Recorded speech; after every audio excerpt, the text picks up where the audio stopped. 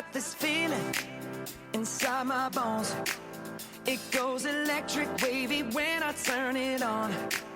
Off from my city, off from my home. We're flying up, no ceiling when we in our zone. I got that sunshine in my pocket, got that good soul in my feet. I feel that hot blood in my body when it drops. Ooh, I can't take my eyes off it, moving so phenomenally. You're more like the way we rock it, so don't stop. And under the lights when everything goes, nowhere to hide when I'm getting you close. When we move, well, you already know. So just imagine.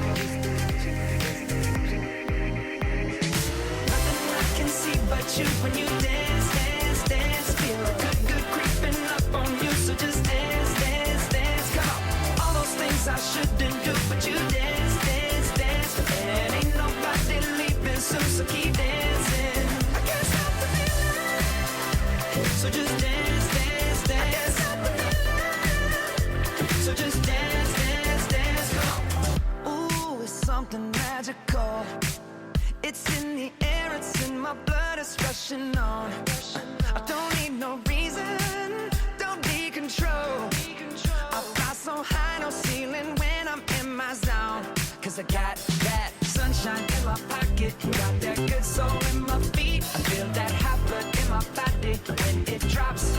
Ooh, I can't take my eyes off it, moving so phenomenally. You're more like the way we rock it, so don't stop, stop, stop. Under the lights when everything goes, nowhere to hide when I'm getting you close.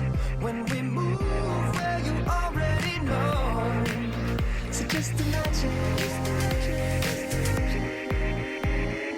Nothing I can see but you when you dance, dance, dance. Feel good, good creeping up on you. So just dance, dance, dance. Come on. All those things I shouldn't do, but you dance, dance, dance.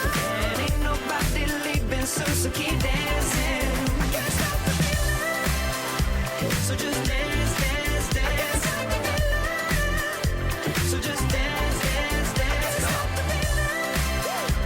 So just dance, dance, dance. I can't stop the feeling, yeah. So keep dancing. Oh, yeah, yeah. I can't stop the. I can't stop the. I can't stop the. I can't stop the. I can't stop the. Nothing I can see but you when you dance, dance, dance. Feel good, good creeping up on you. So just dance, dance, dance. Come on. All those things I shouldn't do, but you dance, dance, dance. And ain't nobody leaving soon, so keep dancing. Everybody sing.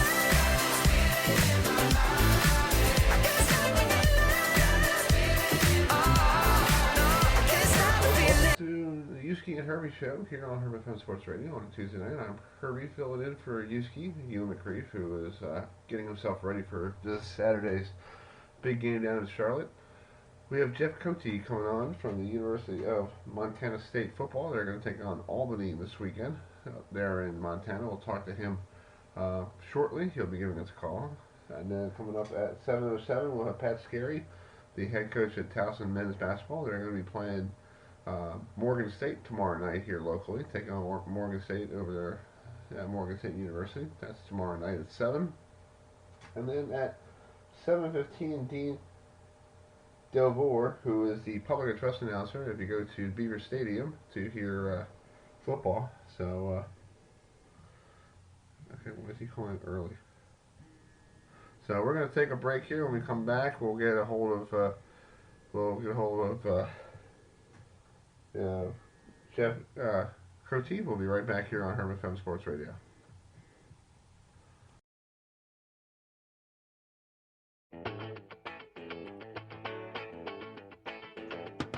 Son!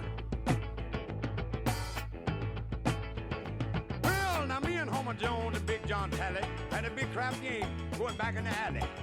And I kept rolling them 7 and winning all them parts. My luck was so good I could do no wrong. I I just kept on rolling and controlling them bones. Finally, they just threw up their hand and said, when you hot, you hot. I said, yeah. When you're hot, you're hot. And when you're not, you're not. Put all the money in and let it roll again. When you're hot, you're hot. La la la la la. La la la la la. La la la la la. When you're hot, you're hot. Well, now every time I roll them dice, I'd win. And I was just getting ready to roll them again when I heard something behind me. I turned around and there was a big old car. He said, hello, boys. Then he gave us a grin and said, look like I'm going to have to haul y'all in and keep all that money for evidence. I said, well, son, when you hot, you hot. He said, yeah, when you're hot, you're hot. And when you're not, you're not. You can explain it all down at City Hall. I said, yeah, when you're hot, you're hot. La la la la la la. La la la la la. La la la la la. When you're hot, you're hot. Well, when he took us into court, I couldn't believe my eyes. The judge was a fishing buddy that I recognized. I said, hey, judge, old buddy, old pal, I'll pay you that $100 all you if you get me out of this spot. So he gave my friends a little fine to pay. He turned around and grinned at me and said, 90 days, Jerry, when you hot, you hot. And I said, thanks a lot. When you're hot, you're hot. And when you're not, you're not. You let my friends go free and throw the book at me. He said, well, when you're hot, you're hot. I said, well, I'll tell you one thing, Judge, old buddy, old pal. If you wasn't wearing that black robe, I'd take you out back of this courthouse and I'd try a little bit of your on the arm. You understand that, you hillbilly? Who's gonna collect my welfare? Pay for my Cadillac? What do you mean, contempt of court? Judge. Oh, Judge.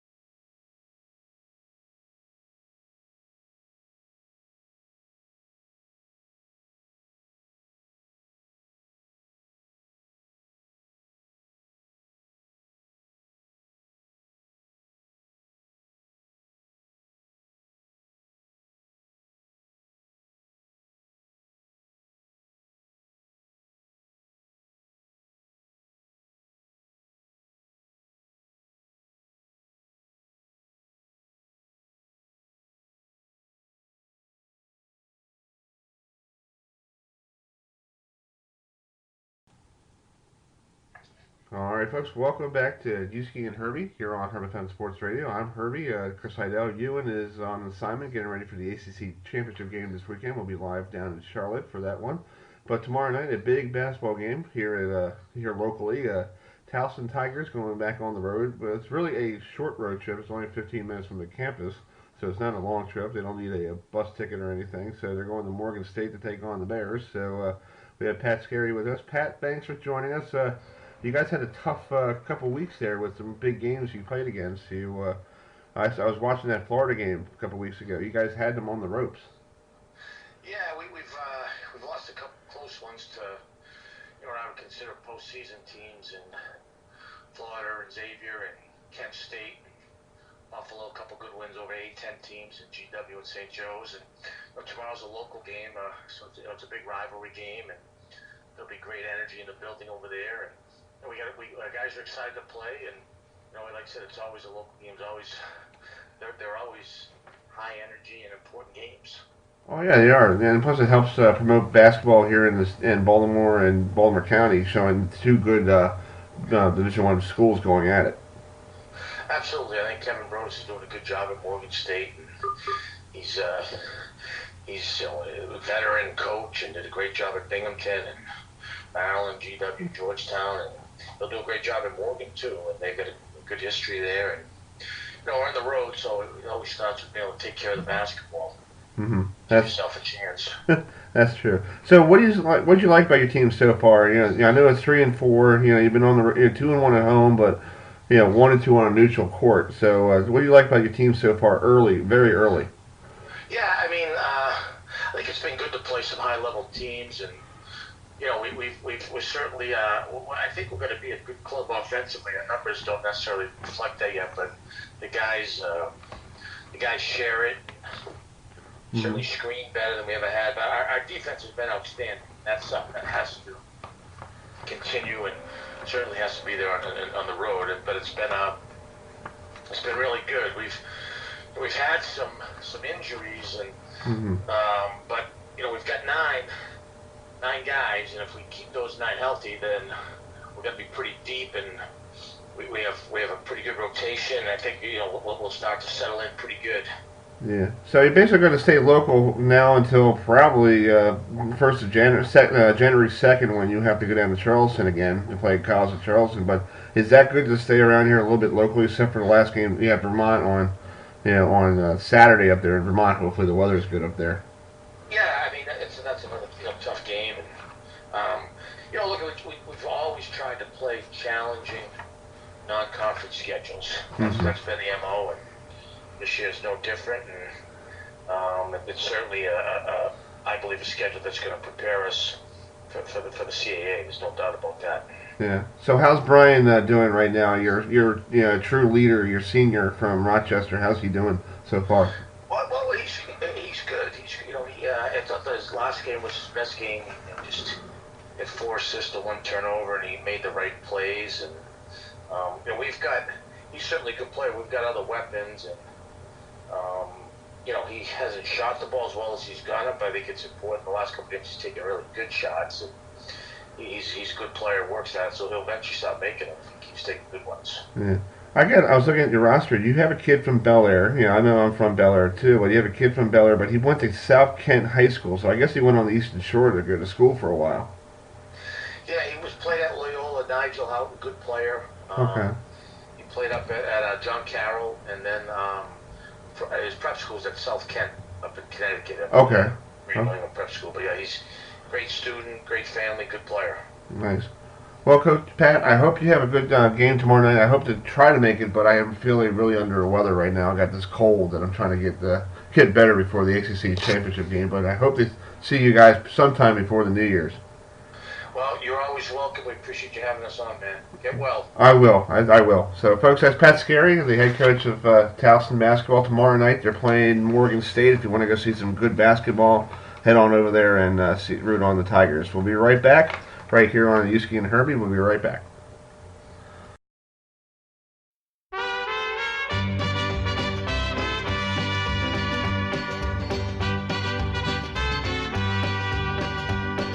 Love is a burning thing, and it makes a fiery ring. Bound by wild desire, I fell into a ring of fire. I fell into a burning ring of fire. I went down, down, down, and the flames went higher. And it burns, burns, burns, the ring of fire, the ring of fire.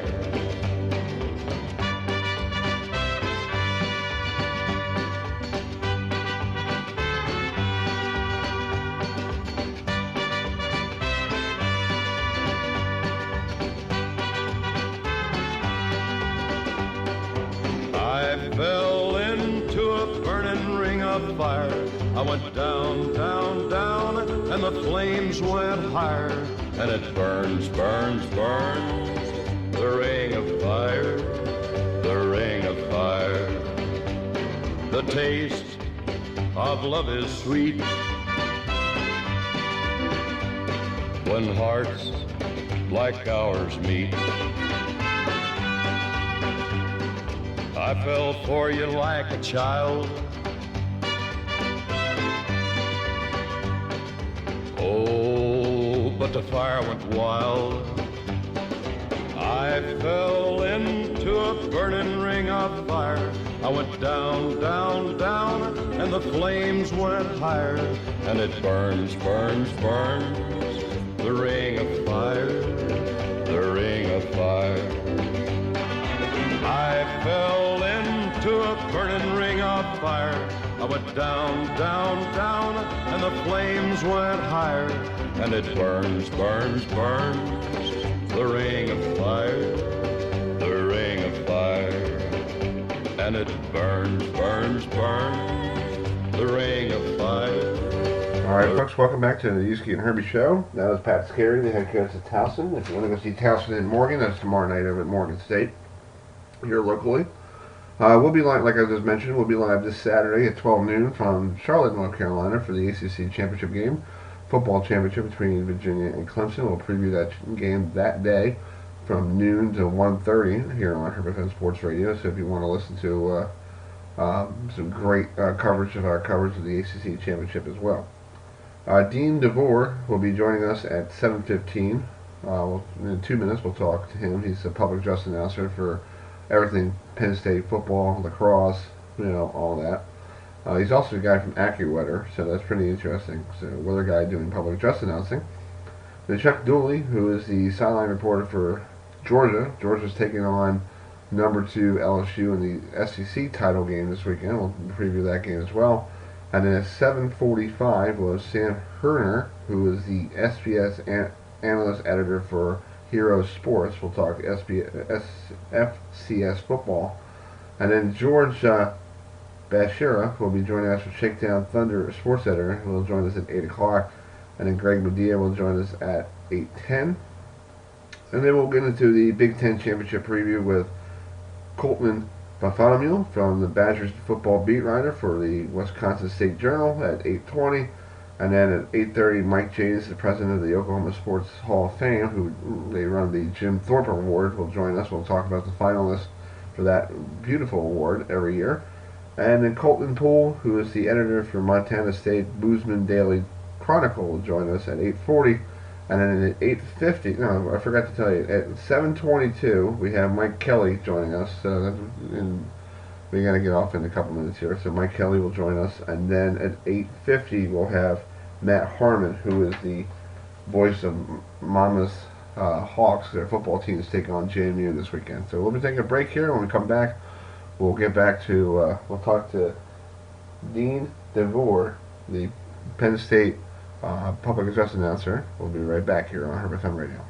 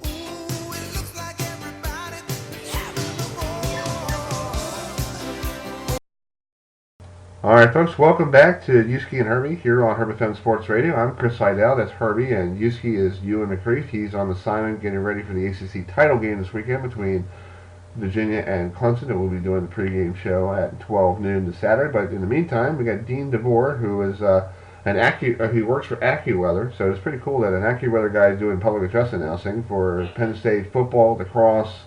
I think he do volleyball, he do almost every sport there except for baseball.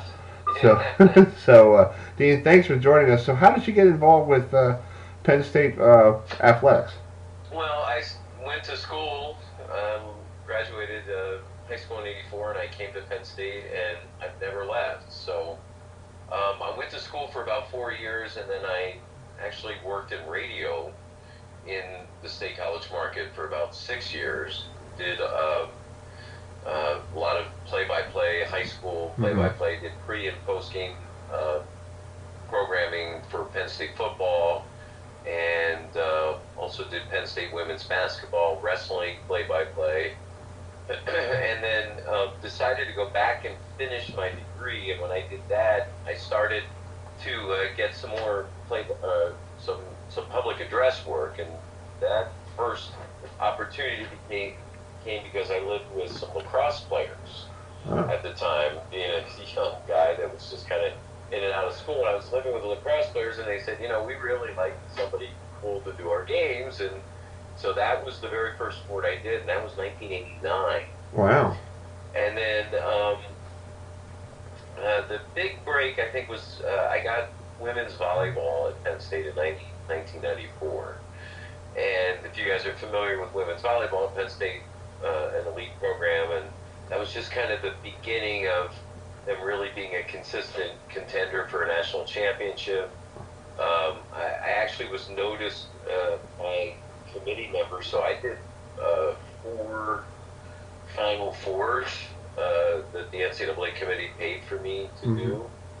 And then I've also transitioned at that point and did their radio. So out of their 7 national championships, I've done 6 of those on the play-by-play side on the radio. Wow. So after about 6 years with that, the stadium came open. I did have a tryout for that, but they knew what they were getting because I'd done some of their sports. I've been around State College since '84, so I've been around a while. Right. And I'm still been around a while now. This just finished my 20th year doing football. You joked about that. I think I've done the game PA for every sport except hockey. Okay. And hockey went from being a club sport to Division I these 5 years. But the guy that was doing it when it was a club sport, they transitioned it to Kula, and I'm good friends actually with Rodney, and I would not ever displace him. Although if I do decide to retire, I told Rodney I'd like to at least do 1 hockey game, maybe 1 year, something like that. So. Yeah, I think that's pretty cool. Yeah, I remember the hockey team became Division I because we used to broadcast Towson ice hockey, and Towson was a club team, and I remember going out to Penn State for the first time and looking at the field, going, "Wow, that's huge." Oh, the old green and the old Greenberg indoor sports complex with that old ice rink in it. Oh my God.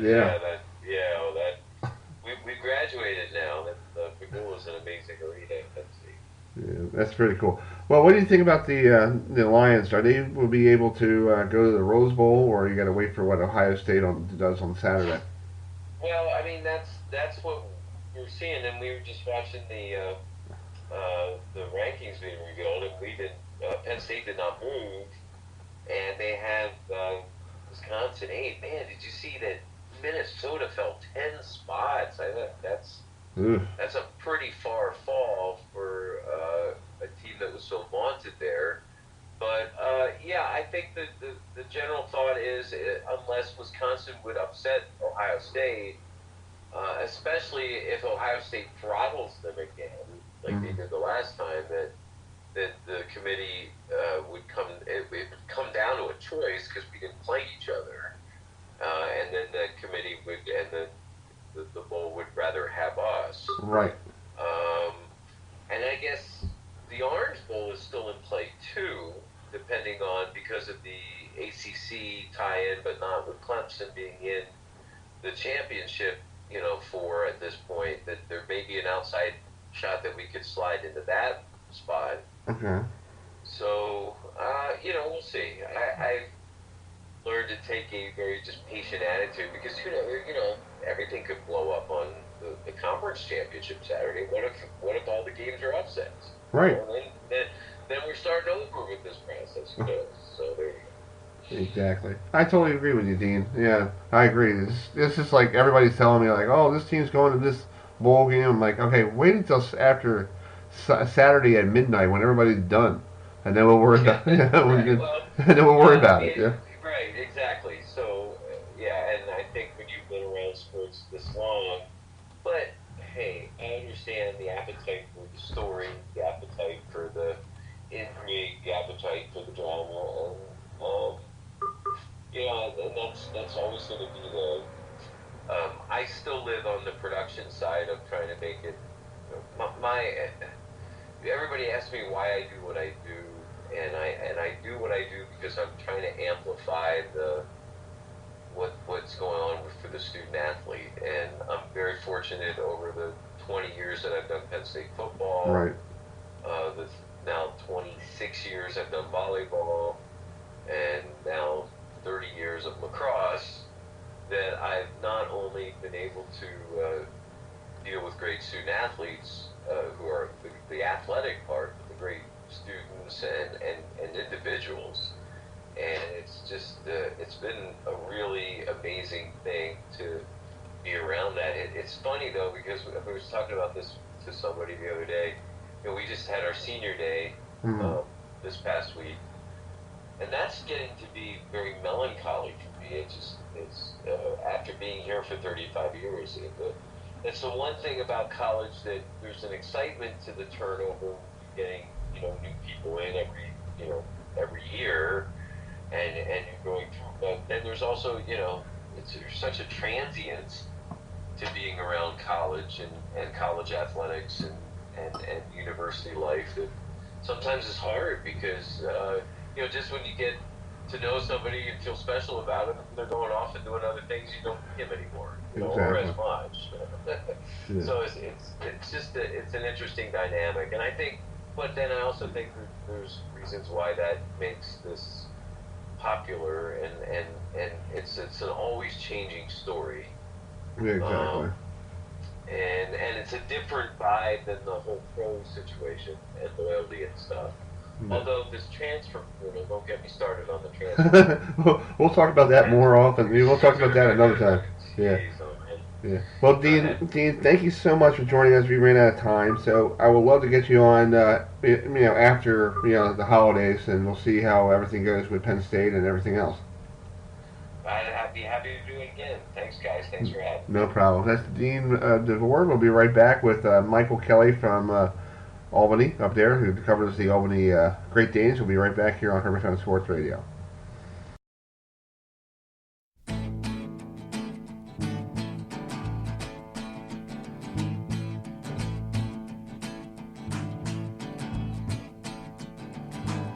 Say, lady, you gotta tell me what it was came over you. You ain't the devil, but you might as well be. For all the changes you put me through. Long gone, baby, is what I'm gonna be. Long gone, pack up and save my soul. Hang on to whatever's left of me. Find me walking the long gone road.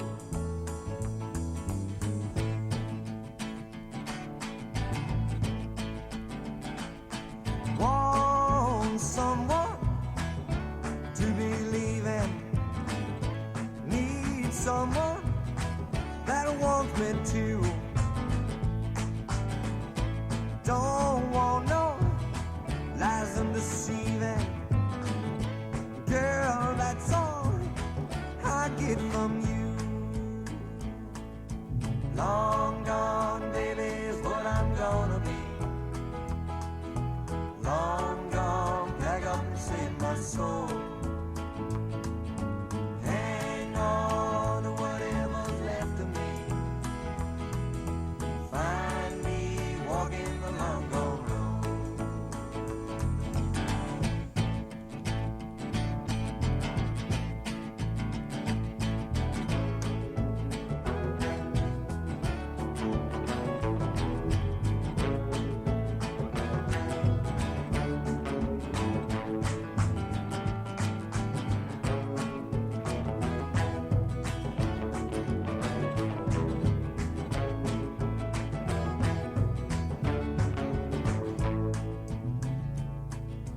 Long gone, baby, is what I'm gonna be.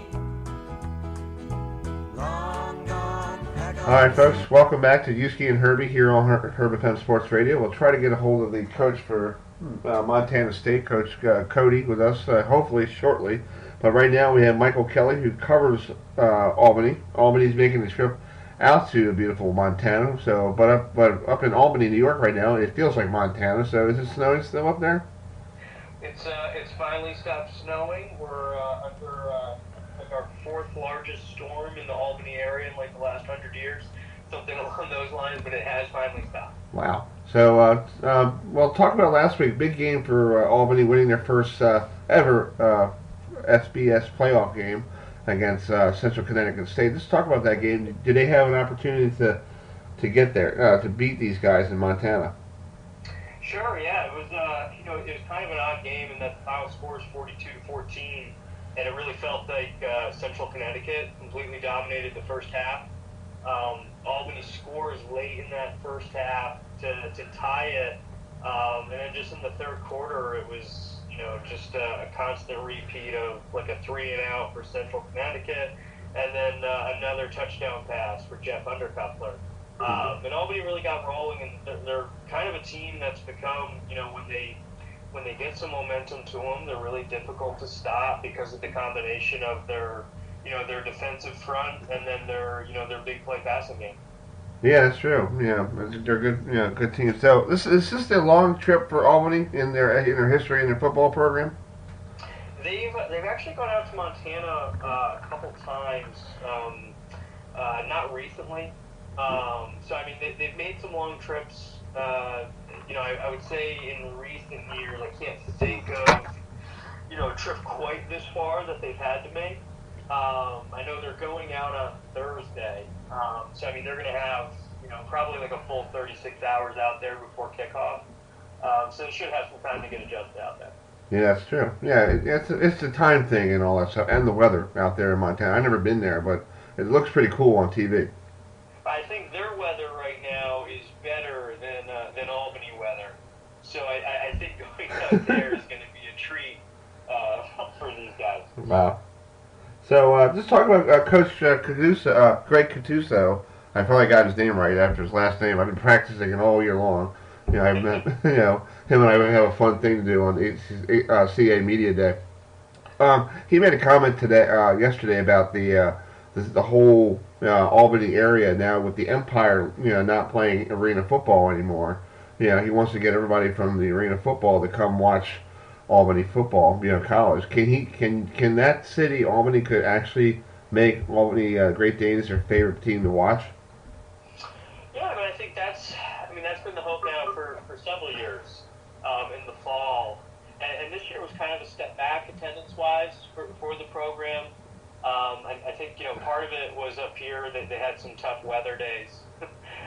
To be truthful, on some of their game days. It was disappointing this past weekend. There were less than 2,000 fans at the game. They'd like to be in that 4 to 5 range consistently, and every now and then be popping for a 6,000 or a 7,000 game. At this point, that just hasn't really materialized for this program. It would be really interesting to see what happens for them, though. If they were to get a win this upcoming weekend, I think that would generate a lot more noise. It's a big basketball area up here. Sometimes that's tough to cut through, especially because it's also a big horse racing area in the summer, and the ball kind of gets taken off a little bit. So it'd be interesting to see what happens if they're able to get a win, extend this run, for another week. That's true. Well, Mike, I would like to try to talk to you next week if Albany moves on. Who do they play if they move on from Montana State? Well, right now, off the top of my head, I forget who the potential. I think it's Sacramento State, and it's whoever wins that game. So I think Sacramento State's before. I forget who is playing them. So, I know Albany's already put in for potentially to host the game. If they were to win, so maybe it would be here, but it'd be interesting to see either way. That'll be cool. Well, Mike, I hope you have a great rest of your evening, and thanks for coming on. All right, thanks a lot for having me. All right, we'll be right back with the head coach of Montana State, Coach Jeff Cote. We'll be right on in 2 minutes here on Herman Fence Sports Radio.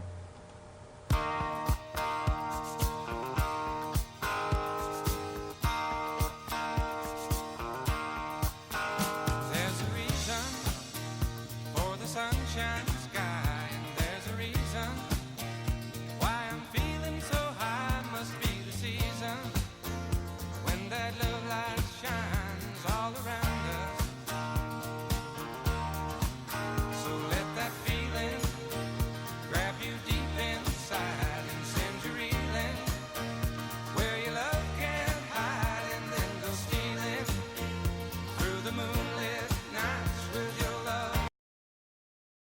All right, folks, welcome back. This is Rapid Fire that I love to do here on Herbie, Uski and Herbie. We have the coach for Montana State on the line with us, Coach Jeff Cote with us, who the Bobcats are home this weekend against a good Albany team. So Albany's making the trip. We just got done with the beat writer with Albany. So Coach Cote, thanks for joining us. Talk about, you guys were off last week after a tough, you were off last week. So what did you guys do during the bye week?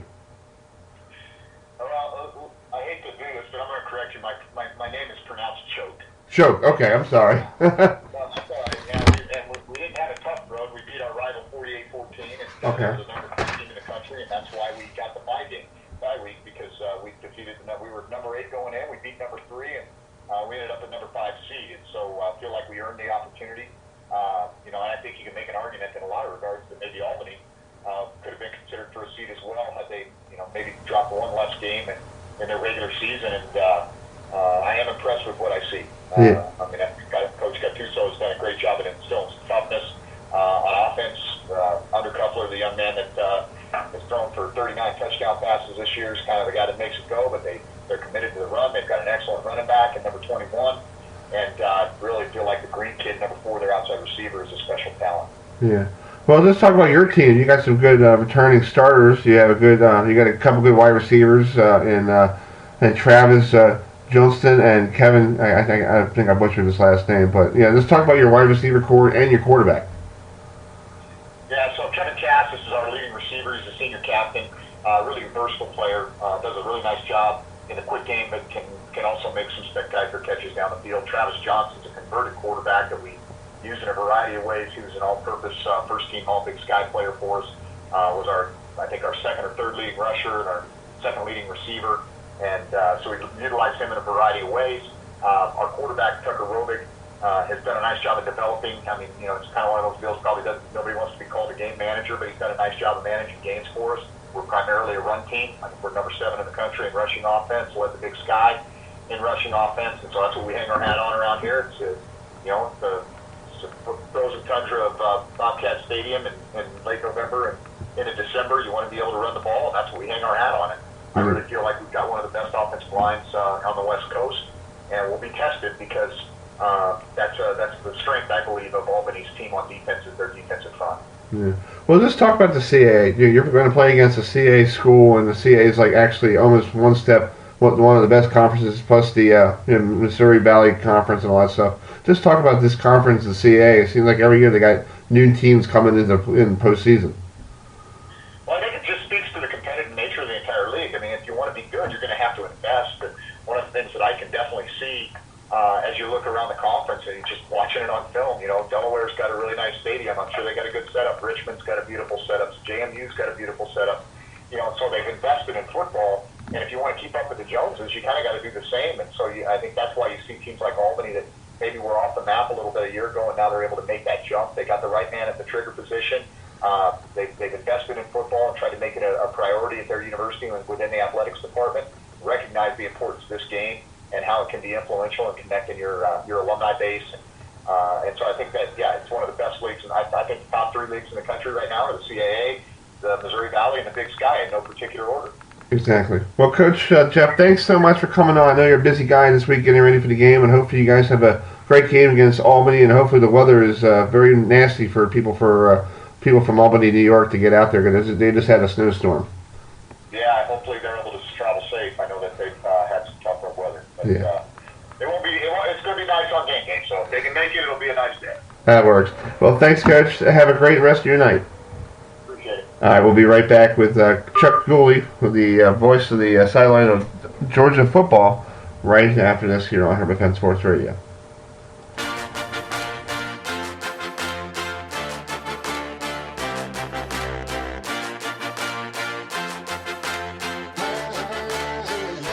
Had to have high hopes for a living, shooting for the stars when I couldn't make a killing. Didn't have a dime, but I always had a vision. Always had high hopes. Had to have high hopes for a living. Didn't know how, but I always had a feeling I was gonna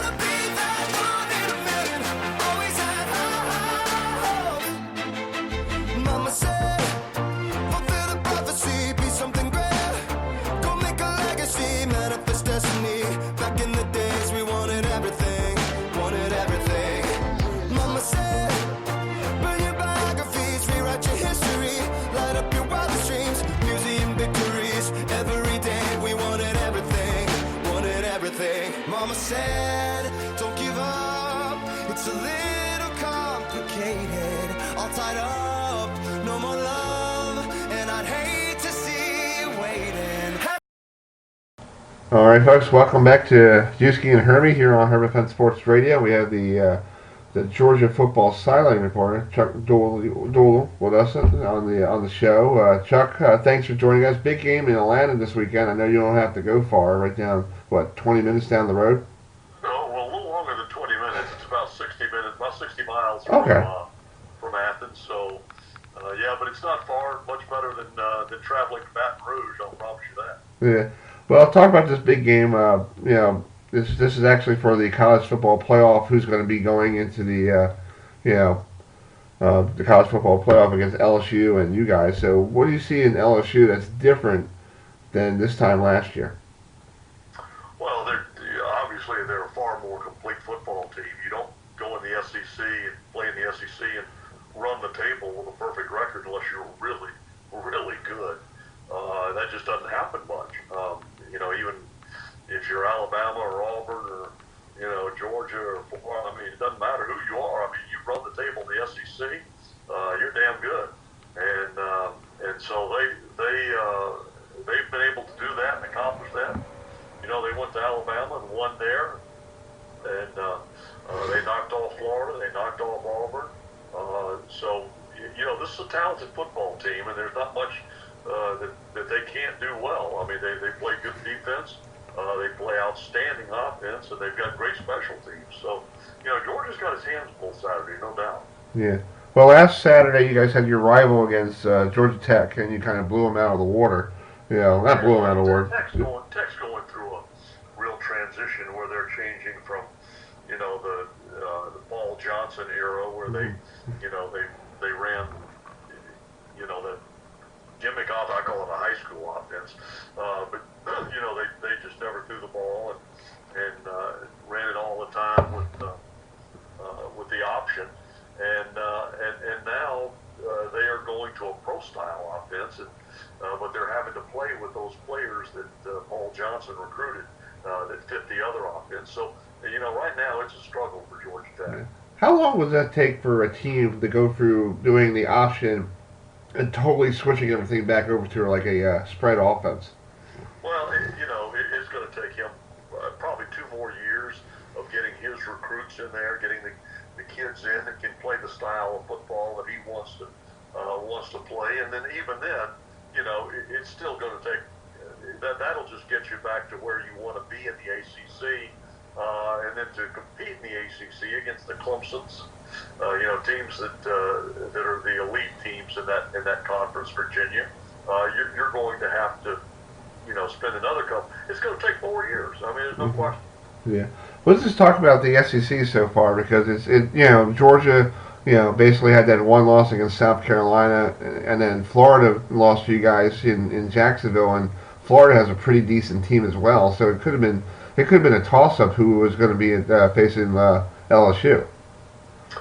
Yeah, we felt like, and it's just, in fact, it was the case that the Florida game would decide the SEC East, and we went in there and pretty much did a number on them with our defense. It was 17-3 going to the fourth quarter. Now Georgia did give up 2 touchdowns in the fourth quarter to the Gators, but both of the touchdowns, came late in the game, and it made it a little anxious for Dog Nation in those final few minutes. But Georgia was able to run out the clock and preserve the victory and get out of there with another win over the Gators, which was their 3rd in a row. Mm-hmm. Do you feel like Saturday, when the game against LSU, do you feel like it's more like a home field advantage for Georgia? Because it seems like Georgia plays there every year at the Mercedes-Benz Stadium. Well, we like for it to feel that way. This is our 3rd consecutive year in the SEC championship, and that's where it's held. And I do think that that there will be more Georgia fans on hand than LSU fans. However, having said that, I fully expect LSU's fan base to travel well to this game because for the very fact that their team has had such a great year, and now they're playing for the SEC championship. So I do think that there'll be a strong contingent of Tiger fans there. but just the fact that we are in Georgia, and you know, obviously the travel is much cheaper for Georgia fans. I think there will be more Georgia fans on hand. Well, one last question to ask you: do you feel like it's going to be 3 teams in the college football playoff this year, or is it going to be or 2 from the SEC? Oh, I think we'll be fortunate to get 2 in, but I think if Georgia wins, there will be 2 in. Because I don't believe this committee is going to drop LSU below 4, given their resume and what they've been able to accomplish. I mean, unless, barring the really unforeseen, which would be, Georgia just, planting a shrub on them and, blowing them out. And I don't think that will happen. I think if Georgia wins, it's going to be a very tight game. So I do think you'll see two SEC teams in, and then, the other 2 will be Ohio State and Clemson. Exactly. Well, Chuck, thanks so much for joining us tonight. I hope you have safe travels to Atlanta and have fun this weekend with the SEC title game. Well, how much fun I have will depend on how Georgia plays. So we'll see then. But go Dogs. All right. We'll be right back here on Uski and Herbie. We'll be right back.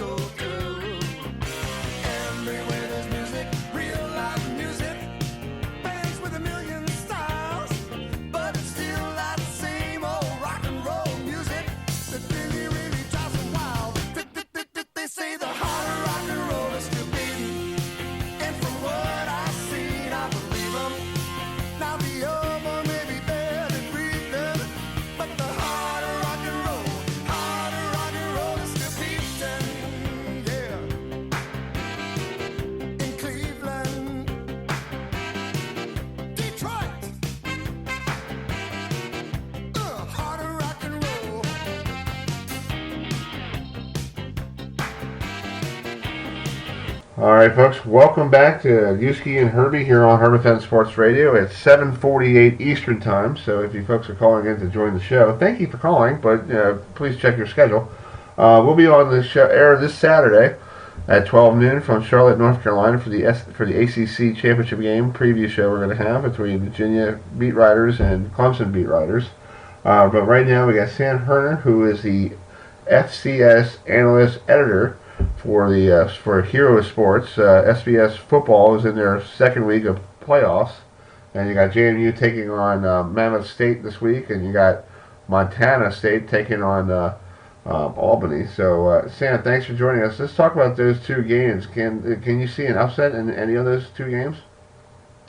Yeah, probably not when it comes to James Madison versus Monmouth. Monmouth is a good team, a quality team. They have some good players, but I just think when it comes to depth and the overall talent, I think James Madison is just on a different level when it comes to the FCS. And then, the other game, Albany going to Montana State, I think that could be a pretty good game. I'm still leaning toward Montana State getting a win, but, the Bobcats sometimes can be a team that when they're favored to win, sometimes they don't always play their best, and when their backs are against the wall, that's when they play their best. So, with Montana State being the number 5 seed, and then for them to have an unseeded team like Albany coming to town, all the way across country, I do think the Great Danes can give them a pretty good game. But overall, I think Montana State is rolling right now, and should probably get that win. Yeah. Is there any upsets that you're going to see this week in this playoff second round? Do you feel like there's going to be any upsets, or the home team's going to be moving on to the third round? Yeah, it's interesting because I don't know if I would technically consider this an upset, but, as far as the bracket goes, anytime an unseeded team beats a seeded team, on paper that would be an upset. But, I'm looking at Illinois State going to the number 8 seed, Central Arkansas. Central Arkansas is kind of a hot and cold team. Sometimes they look really good. Sometimes they really struggle. And Illinois State looked really impressive last week, and they ran the ball all over SEMO. They're a big physical group, the Missouri Valley Football Conference, going against a Central Arkansas team out of the South End Conference that's more of a speedy team. So, we see year after year in the FCS playoffs that that black and blue physical style sometimes can win over the finesse style. So that's one game that I think we might see a seeded team go down, and that's Illinois State knocking off number 8 Central Arkansas. Yeah, it sounds like the Power 5 schools that I cover in the ACC. Sounds like my Florida State Seminoles. Like one week we could roll over somebody pretty good, and next week we forget how to put the ball in the end zone. It's just a normal game, folks. Put it in the end zone. Yeah, there's a lot of teams like that. Another game too that I'm looking at, Southeastern Louisiana going to number 6 Montana. Both of these teams are both hot and cold. Sometimes when they get going, they look like one of the better teams in the FCS, and then other times you watch them and you're going, man, this team is struggling right now. So that's another potential game where Southeastern Louisiana, if they get hot and Montana is struggling, potentially could see an upset there, but getting a win at Montana, they have one of the best home field advantages in the FCS. That's a pretty tall task. I know a lot of people are waiting for North Dakota State versus JMU part 3, or I guess it's not like Rocky and what we see in Alabama and Clemson every year. So it's I guess everybody's waiting for that one, right? Yeah, pretty much. Honestly, I do think they are on a collision course. I don't want to take away anything from the other two or from the other 14 teams in the playoff field, but I do think North Dakota State and James Madison are just on a different level to teams 3 through 8, and then there's a second tier after that. But these two teams are so loaded with talent. I don't see anyone touching North Dakota State until the national championship game. James Madison on their side of the bracket, they do have some challenges potentially coming their way, but this team is just incredibly deep. They're well coached, really, really talented. So I do think these are two teams that I would be very surprised if we don't see these two teams meeting up in Frisco, Texas for the title game. Yeah, I think it's probably, you might see that. I think JMU might have a problem with Weber State basically still there. Yeah, Weber State is the 3 seed, and a couple of years ago these two teams met up in the quarterfinals, and James Madison won on a game-winning field goal in a game where Weber State had every reason to win, but just couldn't close out the game in the final minutes. And James Madison is the 2 seed, Weber State is the 3 seed, so it's looking like these two teams are going to meet up in the semifinals, and that's one of the teams on that side of the bracket that could potentially trip James Madison up. But like I said, I just think the Dukes are the more complete team, more so than any other team on their side of the bracket. So I think that would be a good game, but you still got to lean the Dukes beating Weber State in the semifinals. Yeah. Well, it's going to be exciting football this weekend coming up with in Division 2, and hopefully, what game are you covering this week? Yeah, I'll be watching all the games from home. So I'll be paying attention to all 8 games. It's kind of a hassle to have 5 of them. I think 5 of them all start at the same time, so I'll have multiple screens going to try to keep track of what's all going on. But I live in the Minneapolis area, so I'm not far from Fargo, North Dakota. So probably next week, or if the Bison make the semifinals, which I expect to do, I'll most likely head on up to Fargo to cover the Bison. Wow, that's great. Well, I hope. Are you guys you're in Minnesota? Did you guys have like a blizzard last week, or are you still digging out? No, yeah, we have snow on the ground now. It was snowless for quite some time, but I knew usually it all comes in one bunch. So we have snow on the ground, and the snow will probably stick around here for a few months now. It's not incredibly cold right now, but yeah, we did have a blizzard last week, so we got the shovel got put to pretty good use. Exactly. Well, Sam, thanks for joining us tonight, and enjoy this weekend with all the great games on TV. All right, thank you for having me on. All right, folks, we'll be right back here with George Bashira, who writes for Shakedown Thunder for the Irish. We'll be right back.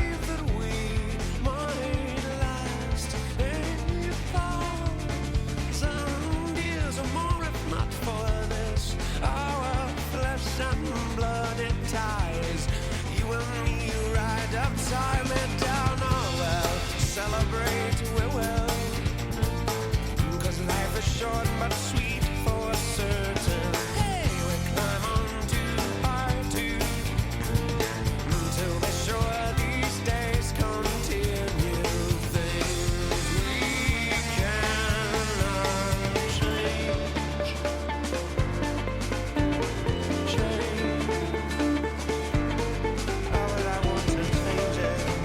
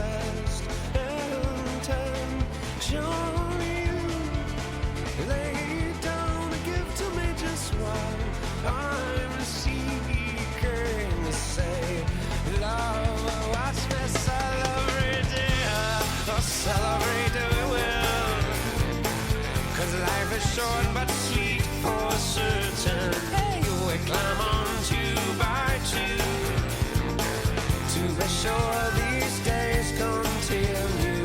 Things we can celebrate. Climb on 2 by 2. Climb on 2 by 2. So these days continue. Things we cannot change.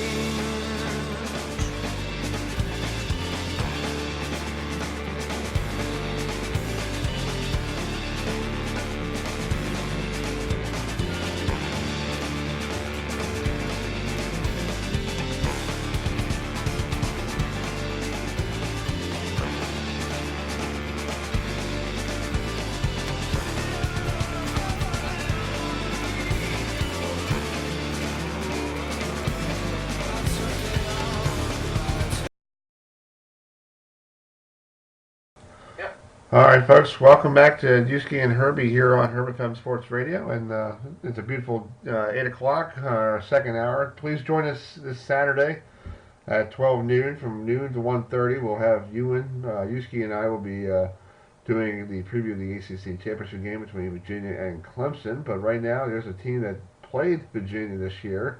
That's the Fighting Irish of Notre Dame, and George Bashira with us. With us from Shakedown Thunder Sports, the editor of the very good publication for Notre Dame football. So, George, thanks for coming on. Thanks for being so patient with us. We had some difficulties the last couple of weeks, but thanks for coming on. Hey, no worries. Glad you had me back. Yeah. So the first time you were on, we were talking USC versus Notre Dame. That was the game we had you on.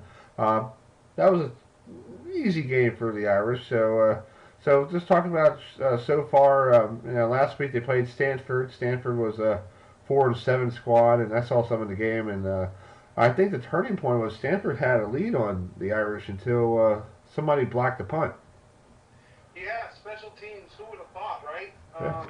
I've been talking all year about the special teams and how they've been performing, and just amazing that Foskey comes up. They save him the red shirt front. They save the red shirt.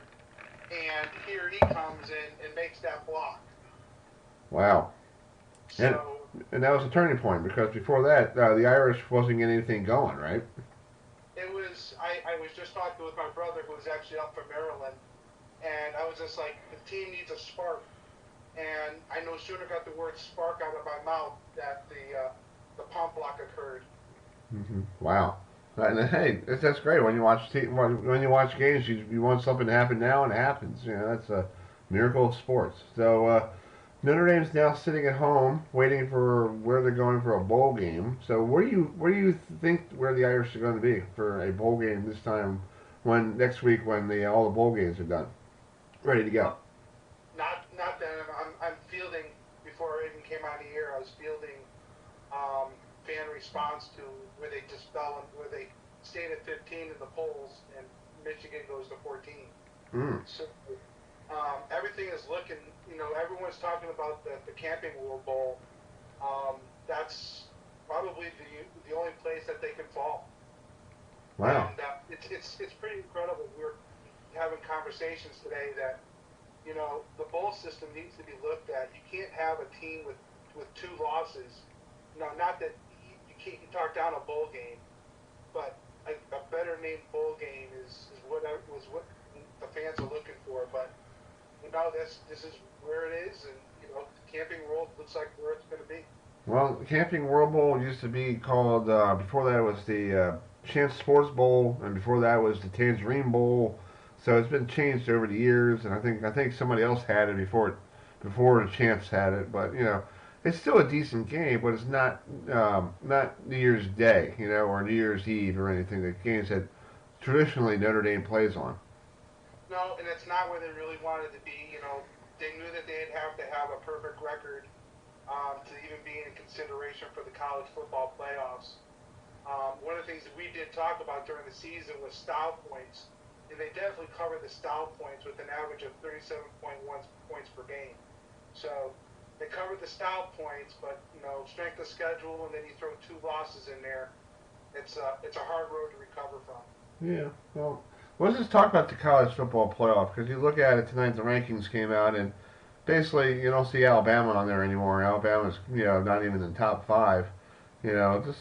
Just talk about the whole college football playoff. Just if all these teams like Georgia plays LSU and upsets LSU, and even Virginia, if they somehow pull off a miracle and beat Clemson, you're going to have a whole bunch of problems on Sunday. Yeah, it's gonna throw everything into a quagmire. You have two SEC teams there that are gonna go head to head, and it'll be kind of difficult. And then, do you put a 1-loss LSU team in? Do you keep them out and put somebody else in? It's always with the other 1-loss teams who deserves it. So Georgia was one of the other losses to Notre Dame, and which they played pretty good against. But in the end, it's the SEC sitting there with 2 prime spots, and at one point they were holding possibly 3 spots. Yeah. So it's tough when it comes into the mix. But when you're Notre Dame, you play an independent schedule. You play an independent. You try and set up the toughest schedule. Right. And the one this year, the toughest schedule just didn't pan out. Typically, your teams are pretty tougher than this year. They just struggled a little bit. That is the opponents. Right. Well, let's just take a look at next year's schedule. I have the computer here, and it's pretty interesting. Let's see, pull this up.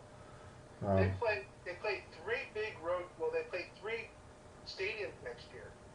They play at Mercedes. They play in Atlanta. Right. Against, I believe, Georgia Tech. Right. They play at Pitt at Heinz Stadium. Right. And they play Wisconsin at Lambeau Field. And also they play Wake Forest at where the Panthers are, and that's where I'm going this weekend for the ACC championship game. So, but that's called a home game for Notre Dame. So I guess that's part of that Shamrock thing. Are they still going to bring that situation up? That is a Shamrock Series game, yes. Okay. So that's now back in the equation. Let's go to different parts of the country, and because Wake Forest is literally 2 hours away from Charlotte. Yep. Yeah. And Wake Forest is down where one of my companies used to be, so I will probably try and make that game as well on the road. Yeah. Well, you got to open up August 29th in Dublin. Are you going to save your cash for that, or are you going to stay home and watch that on TV? I love my daughter. She starts freshman year of high school. Uh-oh. That week. Yeah. So Ireland will be out of the mix. Yeah. Well, that's a good point. That's out of the mix, but you can watch it on TV. It's okay. Yeah. Absolutely. Yeah. Absolutely. Yeah. But looking at the schedule next year, it's really interesting. Like you said, you got Clemson that comes to town in November, the first week in November, right after Duke.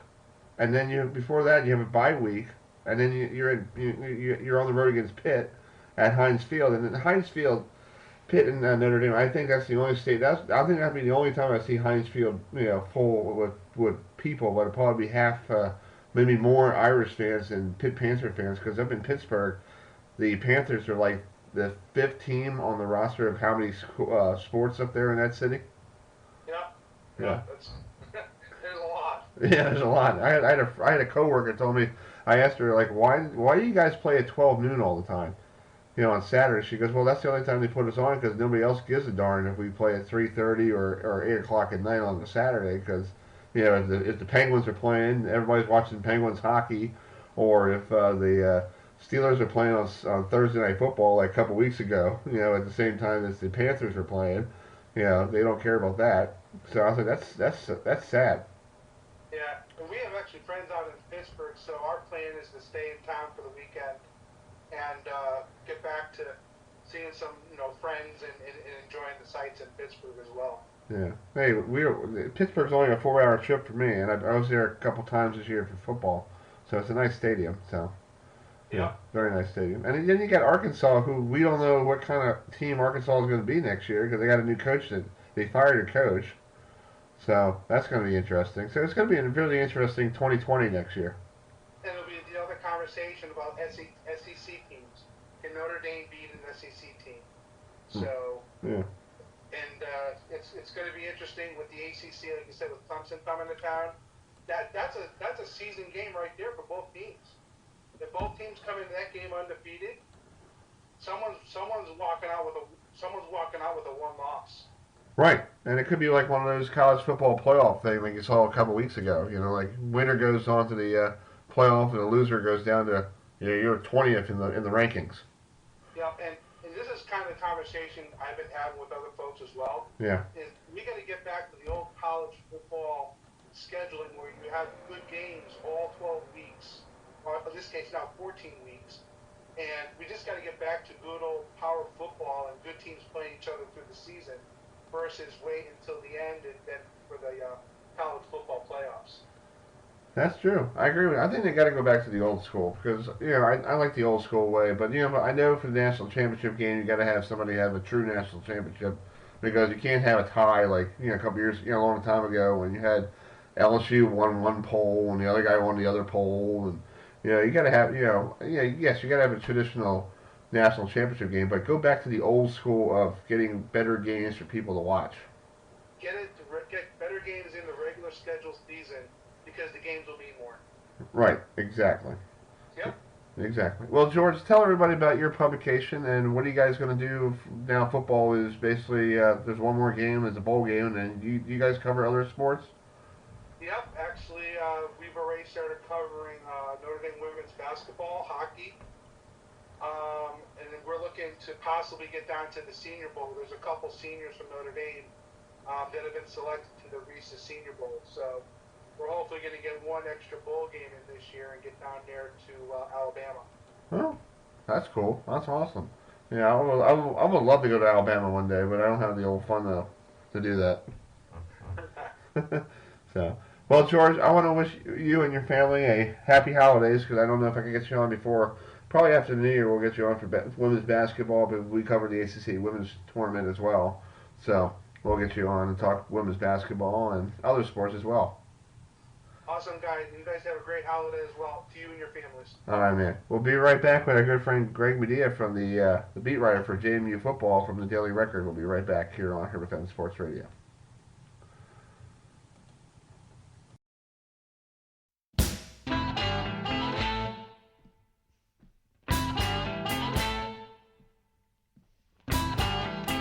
Gypsy woman told my mother, before I was born, you got a boy child's coming, wanna be a son of a gun. You're gonna make pretty women's jump and shout, and then the world wanna know what this all about, but you know I'm here.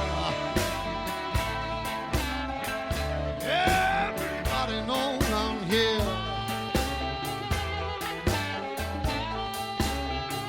When I'm the hoochie coochie man, everybody knows I'm here.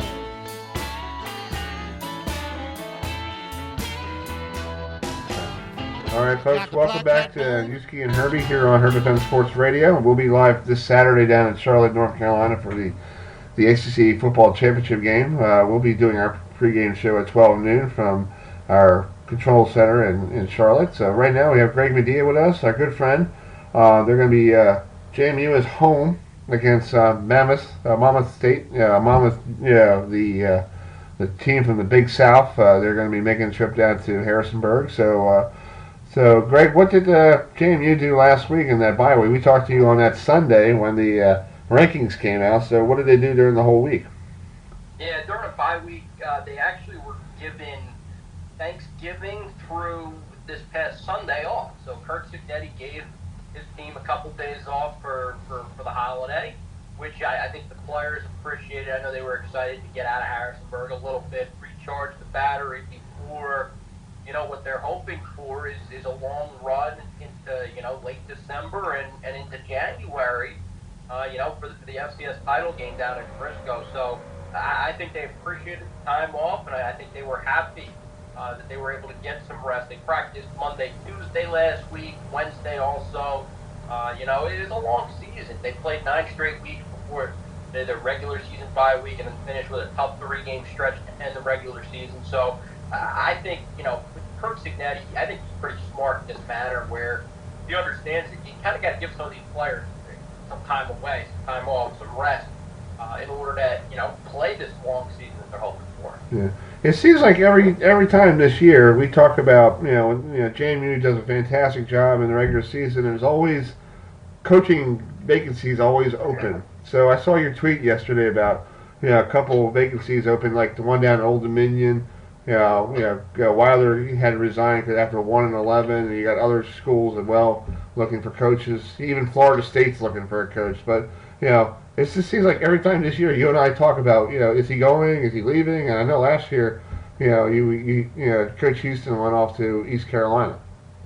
Yeah, and I think it's kind of the nature of the James Madison job, right? Right. I mean, you think about it, it's one of the top programs in FCS, the top program outside of Fargo, North Dakota, and the North Dakota State Buys. And so because JMU has the success that it has, the coaches in charge of JMU are going to be looked at for better jobs and different. I shouldn't say better. I should say power conference job. Well, not power conference, just FBS level jobs. That's probably the best way to put it.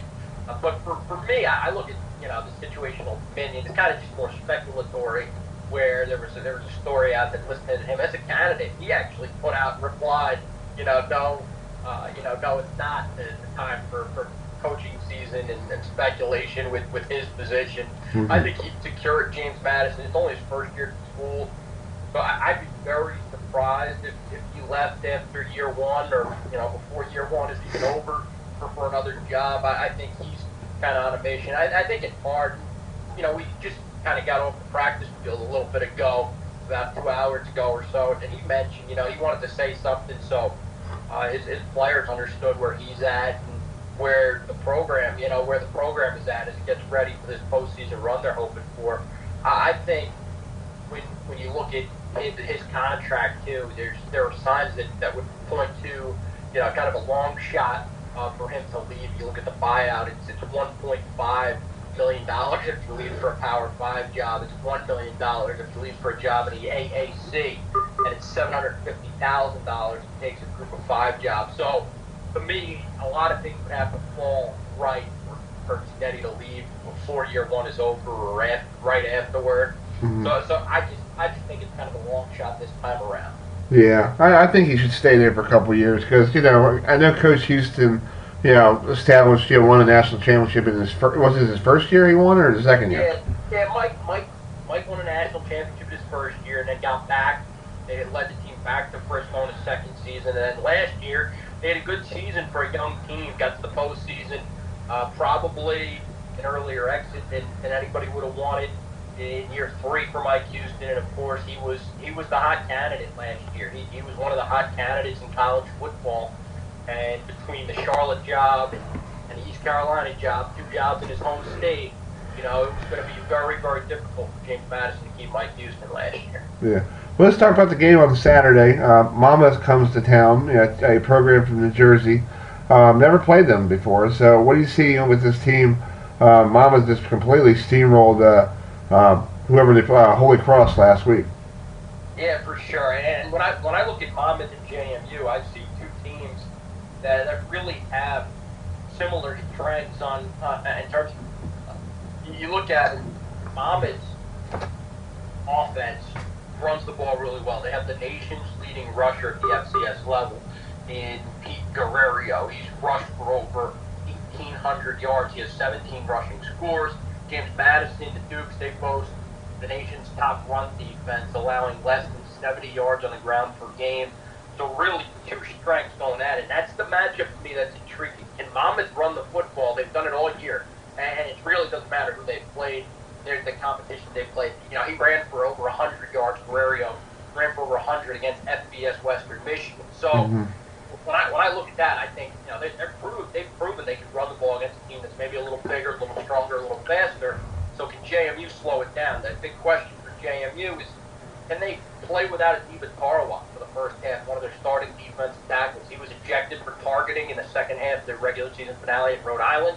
They're kind of put in a tough spot here where they're gonna start either a redshirt sophomore, or redshirt freshman at the defensive tackle position, and wait till the second half to get their starting D tackle back. But with Rondell Carter, John Dacca, those guys that are kind of household names at JMU at defensive end, and really veteran defense everywhere else. I think they should be okay, but it's an interesting battle there when you got strength on strength. I think it makes the game pretty fun. Mm-hmm. Exactly. I was just looking at real quick. I was looking at next year's schedule. Do you like next year's schedule? I know this season's not done yet, but looking at long term for next year, do you like the schedule? Like you got a trip to North Carolina to see Mac Brown in the second season. Yeah, it's an interesting schedule for 2020 for JMU. They actually opened for the Colonial Athletic Association program. They'll host Delaware in week 1, and I think that's kind of unique. They've never had that before in their history, opening with a CAA opponent. So I think that's kind of neat, kind of different. You've got some different teams in the mix there because of the CAA's rotating schedule. Obviously, Delaware, I just mentioned, is back on the slate. Also, you get Albany on the schedule, a playoff team from this season. The Great Danes are still playing. They got a tough trip to Montana State, the 5th seed in the tournament. So you get those two teams on the schedule. You also get Maine back on the schedule. So to me, I think it's kind of nice when you get some of those rotating games, some teams you haven't seen in a while. Of course, they'll finish the back end of the home and home with Chattanooga. They went to Chattanooga, beat up on the Mont this year. Chattanooga will come to Harrisburg next season. And then, the FBS game, UNC, it's a good game. It's a good opponent for them. Of course, an ACC team with Mac Brown at the helm. The last time they went down to North Carolina, it was a good game early. JMU hung with the Tar Heels in the first quarter of the 2016 season, second quarter really, and then North Carolina kind of won the game. That was that Mitch Trubisky team, Ryan Switzer, Matt Collins team, the Tar Heels, pretty good team that Larry Fedora had that season at UNC. But JMU hung tough with them for a while before North Carolina pulled away. So when you look at next year's schedule, really nothing too crazy, but I think it's kind of neat that they open with Delaware. Yeah. Well, real quick, I just want to ask you, I know you're in the state of Virginia, and, JMU plays Virginia a lot, Virginia Tech in some years. Who do you think is going to win that game Saturday in Charlotte? That's interesting. I think Clemson's got it. Okay. I'll just say that. I do think. Clemson, it's tough to imagine anybody winning the ACC but Clemson, right? Right. Is it going to be 3 touchdowns by halftime, or is it going to be 3 touchdowns by the end of the game? I mean, I haven't watched Virginia closely this year. Right. Haven't watched closely this year because I'm so entrenched at what I do at JMU. But right. With Clemson, it's just tough to imagine anybody staying too close to them. They've blown out a lot of people that they've played this year. So I would think Clemson by a bunch. But Virginia's gotten better. I watched the game the other day between Virginia Tech, Commonwealth Cup, and it was a fascinating game. Bryce Perkins is an exciting player. I think Bronco Mendenhall is doing some really nice things at UVA. So it's a nice story that they're there, and the good thing about it is that you get your shot at Clemson. You get that opportunity to pull a massive upset, make a statement as a program. Yeah, I feel like it's like if you win the Coastal Division in the ACC, it's like here's your prize. And behind door number 1 is Clemson. It's like when you remember that match game, or not match game. One of the what's the guy from who does the it's on TV. I can't remember, but it's like what's behind door 1, 2, and 3. You pick door number 1. It's like there you go. You take on Clemson. You're like oh yeah. Yeah, it's certainly a tough draw, but I think those teams would relish the opportunity. So what? You get Clemson. It's a great opportunity for a program to, that's starting to build in the right direction with Virginia and Bronco Mendenhall to, take that next step and show they can compete with some of the better programs, not only in the ACC, but obviously nationally with Clemson. But exactly. Clemson's very good. Exactly. Yeah.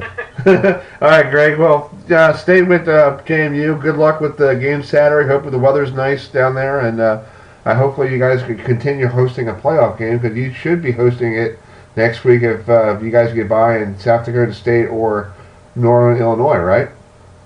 Yeah, it'll be the winner of Northern Iowa. Illinois. Yeah. But JMU should be home throughout the postseason as long as they keep winning. They'll be home throughout it up until Frisco. That works exactly. All right, buddy. Have a great rest of your evening, and thanks for coming on. All right, thanks for having me on, Chris. Have a good night. All right, buddy. We'll be right back with our good friend, new friend, who's going to join us, Colton Bartholomew, who is the Badger football beat writer. Will join us in 2 seconds here on Herbie Fence Sports Radio. We'll be right back.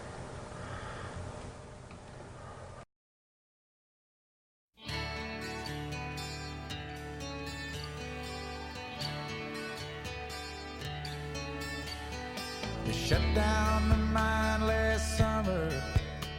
We're getting by on welfare. It's Christmas Eve, I'm walking home. Not a dollar to my name. Tonight is almost on me. A night I'm almost dreading. No store-bought gifts to open, but there'll be Christmas just the same. It's just another homemade Christmas in Kentucky. Just odds and ends I fashion with my heart and with my hands. It's just another homemade Christmas in Kentucky. Our fine and fancy homemade love, God's precious gift from up above. Make up the homemade Christmas of this poor Kentucky man. There's a brand new Barlow knife with a shiny wooden handle gleaming in the window down at Galen Johnson's store. My wide-eyed little Billy boy, his face pressed to the window, too young for understanding what it means to be so poor.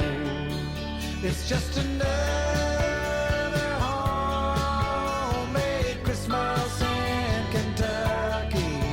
Just odds and ends I fashion with my heart and with my hands. It's just another homemade Christmas in Kentucky.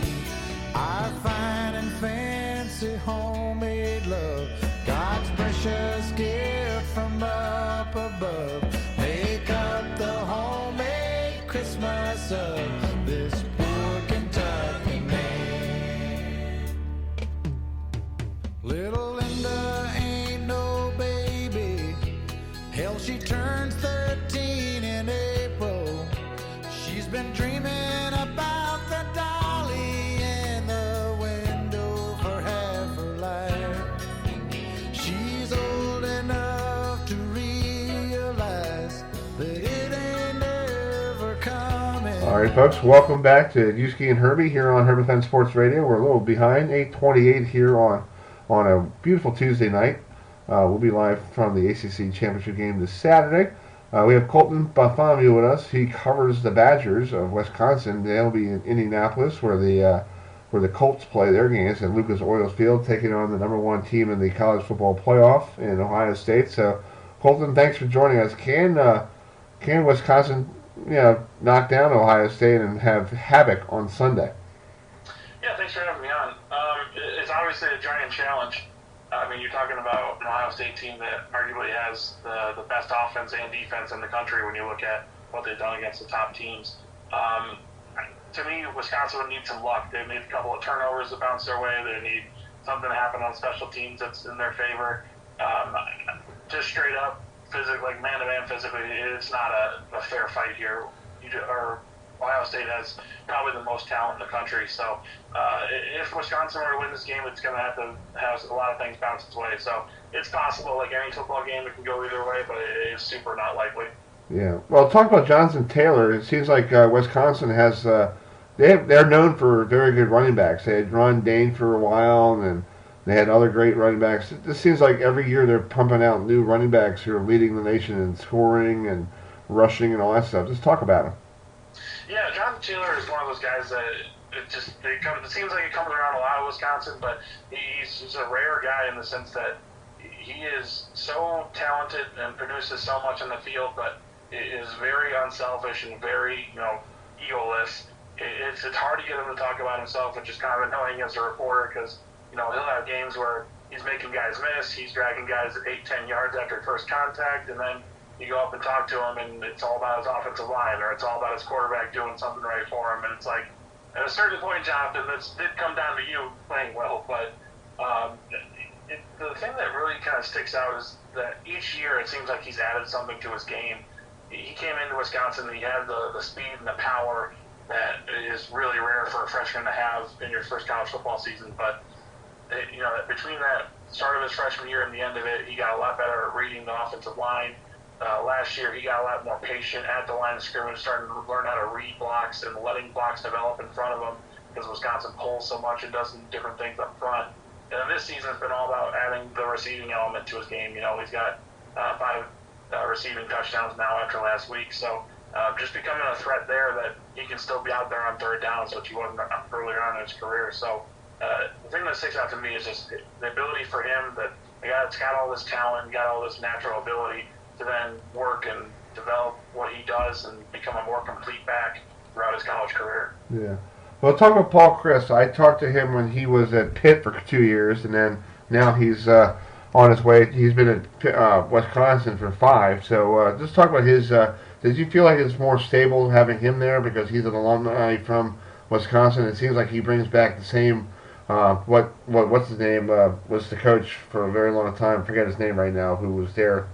Barry Alvarez? Yeah, Barry. I forgot Barry. Yeah. Long night. I think, him being an alum definitely helps, and I think he just understands Wisconsin's culture and what they do. You hear about it a lot where Wisconsin has to develop, 2, 3, maybe the occasional 4-star recruit and make them into 5-star players. And I guess that's true. Obviously they're going to recruit some top guys and try to bring as much talent as they can to the team, but I think he's aware of some of the limitations that they have in Wisconsin recruiting-wise, and, if they try to beat Ohio State at recruiting the same guys every single year, they're going to be falling behind. So I think he's got the right mentality, and he's a guy that's so calm and really just has the same demeanor, win or loss. I think players really appreciate the fact that he is the same kind of fair, level-headed person at all times, because you can just see, especially when you look at this season, right. You lose to Illinois, which you shouldn't have, and then you go get beat up by Ohio State. A lot of teams fold after that point where, oh no, the playoff's not going to happen anymore, and X, Y, and Z, and it just kind of falls apart. Paul Chris was able to keep them together and really show, like, hey, we've got 4 West Division games here in the Big Ten.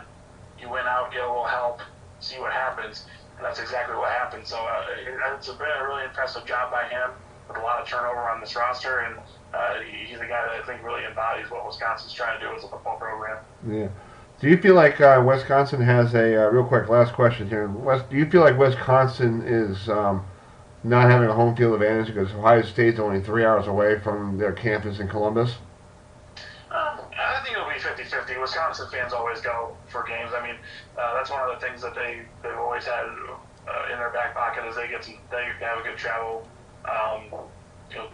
base, I guess you would say, of fans. And I think the idea that it being for a Big Ten championship and, Wisconsin, after the rankings came out tonight, they're number 8.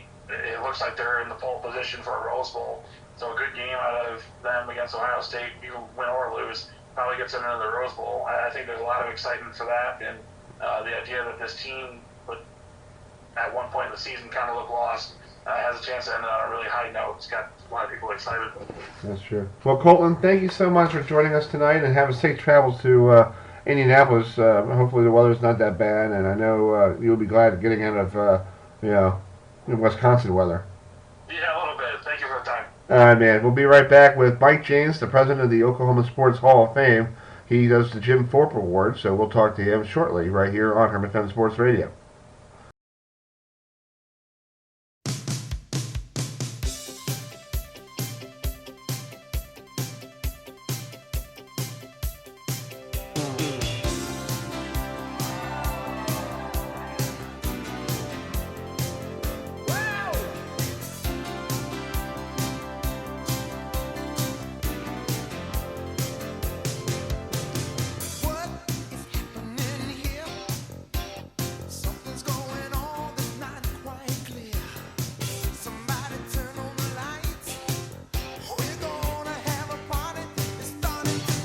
All right, folks, welcome back to Uski and Herbie on a beautiful Tuesday night. It's 8:34 Eastern Time, it's 7:34 Central Time, and we have Mike James with us, the president of the Oklahoma Sports Hall of Fame. He does the Jim Thorpe Award. We had him on last year this time because we had a chance to talk to one of the Notre Dame players who was on the list. But this year, you got three players that's on the who are playing this weekend in the SEC title game, the Big Ten title game. And that's two of them are playing the SEC title game. So just talk about this year, these last three guys, Mike, that are on your finals list. You know, three solid players, most importantly, Chris. And again, hey, before I get started, thanks for having me on. It's truly an honor for me to be on your show, and I appreciate you thinking about me again this year. You know, most importantly, these are three solid men of character. And as you know, Chris, especially as a voting member, for the Paycom Jim Thorpe Award, character means more to us than play on the field. Character means more to the Thorpe family. And so aside from these three young men being outstanding players on the field, they're every bit as much that same way off the field. Yeah, I agree with you. So, like some of these players, yes, they do really well on the field, like you said, but they are good off the field. Like some of them could be working in a soup kitchen, helping out during the holidays, or they have a special situation they do with the homeless in the area, like in Baton Rouge or South Bend, or even here in Maryland or something like that, and they show them the different sides that, yes, you could be a football player, but you could also help out your community and be a great community leader. Absolutely. And that's what these three guys are. You know, every school has a lot of different initiatives that they're involved in. But to your point, the comment that you made just a moment ago, some of the guys that we keep our eyes on, they have their own personal missions.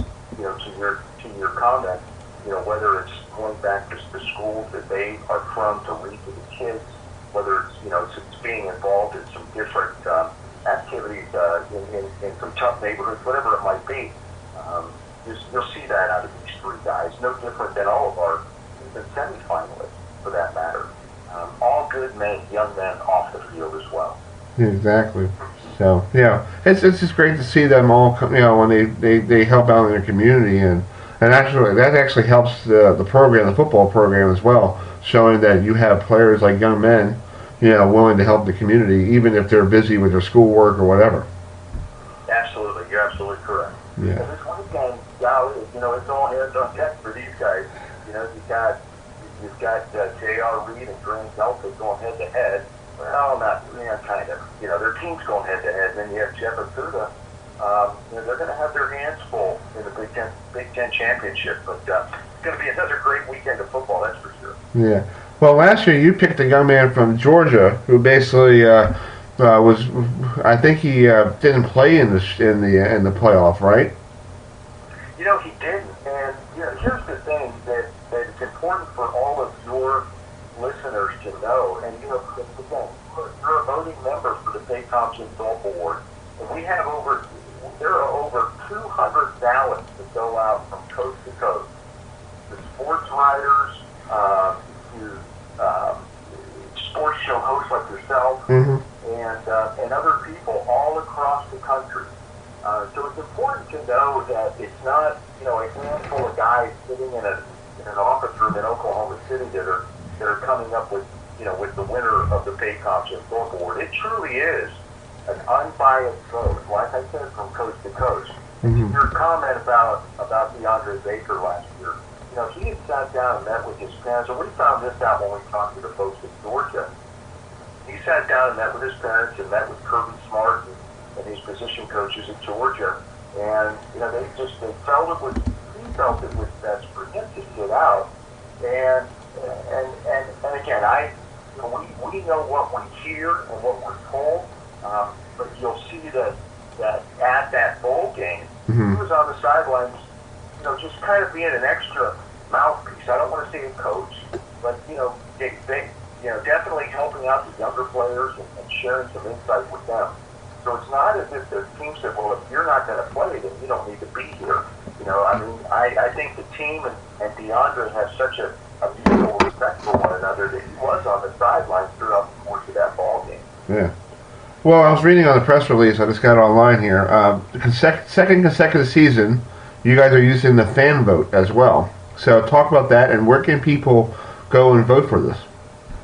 Well, the fan vote, we used the fan vote for the semifinalists Okay. list. Now the fan vote's out there because we want to keep that momentum going. But I do want to clarify things, Chris. Okay. The fan vote, when we use the fan vote for the during the preseason watch list, let me back up. When we announced the preseason watch list, we also put out a fan vote. Okay. And what we said was that whoever wins the fan vote will automatically be on the semifinalist list. Oh. Now, the thing to keep in mind is that did not keep anyone else from being on the semifinalist list. So I don't want your listeners or anyone out there to think that just because a player won the fan vote, it kept someone else off the list. Mm-hmm. That pick was in addition to the other players that were on the list. Okay. Now, with the finalist vote, we want to know what the fans have to say. However, that will not. There's not going to be an automatic winner for that fan vote, like there was, or an automatic vote that the semifinalists or the gentleman on the preseason watch list got to go on the semifinalist list. We want to know what the fans think out there. We still want to keep them involved. We want to keep them engaged. But the way that we're monitoring that from when it was the preseason watch list to now is a little different.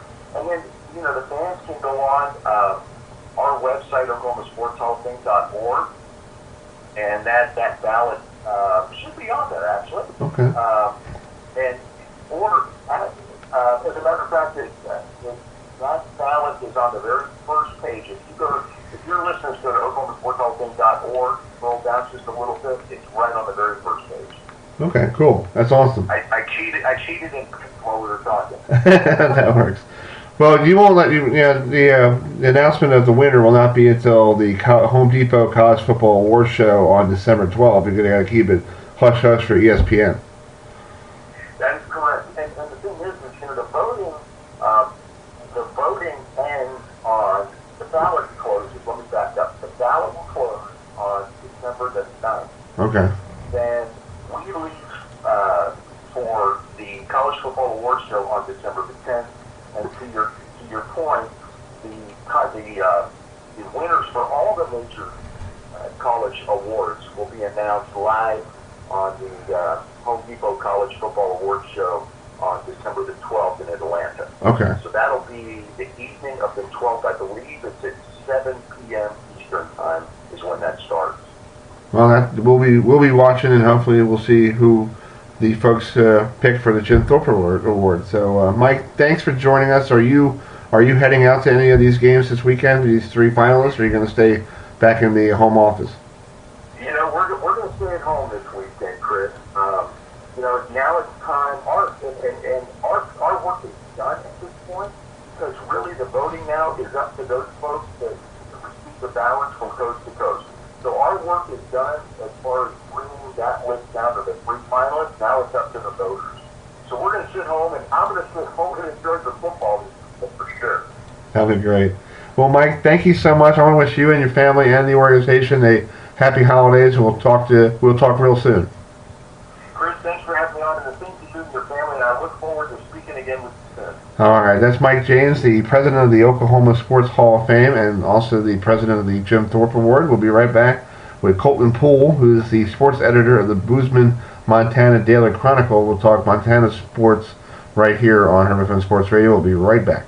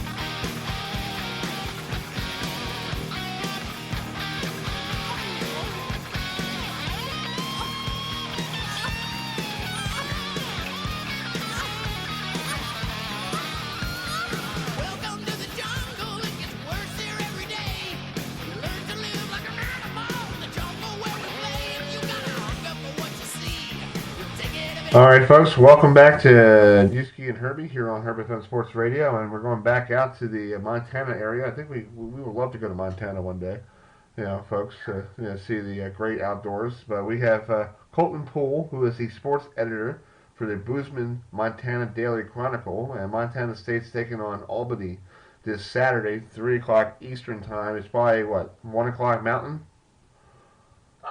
Yes. Okay. I think that's right. Yeah. Bad at math. Hey, I just remember when I was a kid, I used to watch bowling, and he used to go on ABC. It used to be like three Central, 2 Pacific, and 1 Mountain. I'm like, okay. I'm worse with. I'm terrible with the time zones, and I've been in, I think, 3 now this season, going to all the away games, and it throws me off so much. Yeah. Well, just talk about this game. Montana State taking on Albany. Albany coming in after a big win over Holy Cross, and then you guys were off for a week after beating your rival pretty handily. So just talk about this game. Yeah, so getting this first round bye has been something that Montana State head coach Jeff Choate has talked about since they lost at North Dakota State in the second round last year. He's really stressed how important getting this bye week is in terms of, positioning yourself so that you're hosting a playoff game in the second round and also getting that rest. Because they've had quite a few key injuries throughout the season. And so including to their star linebacker, running back, master of all trades, Troy Anderson, who was out against in that Montana game. So having that 1 week off has really been key, and letting those guys rest up and get healthy for sure. Mm-hmm. Well, just talk about. I didn't get any game notes for this week's game because I guess they haven't put them out yet. But what is one thing you see that if you're an Albany fan, you want to put a circle around? Well, if Troy, number 15, if he plays, he has been on an absolute tear these last few weeks, and he was an all-conference quarterback last season, and then they put him at linebacker, the position he was recruited to play at. And so, but he's also played some running back and is tied with the team lead in touchdown runs. So if he plays, that is a huge boost for MSU, and if he doesn't, that's a boost for Albany. And then otherwise, I would say just the really where MSU makes its money is up front, offensive and defensive lines. I know that's not the flashy plays and whatnot, but I mean, if MSU can get the push up front, both offensively and defensively, that's really where their kind of momentum comes from. It all starts up front with them. They say that, and it's absolutely true, because if they don't, then you can bottle up their run game, and then their offense becomes predictable and becomes off rhythm, and then they're really easy to beat.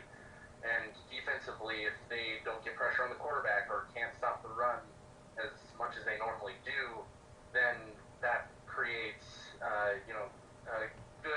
good momentum for the opposing offense. So I would say really look at that battle in the trenches for how this game is going to turn out. Yeah, that's true. I agree. So I was looking at the forecast. I think if you're coming from Albany, I think you're very happy it's not snowing.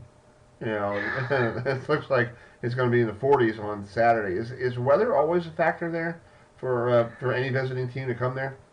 I mean, it literally depends on the day. It snowed very heavily just a couple days ago, and now the sun is shining all day today, and it's melting, and it feels like spring. But yeah, it all depends on the day. But I don't think with Albany players, they'll be too unaccustomed to snow as some of these California schools who come to Montana are.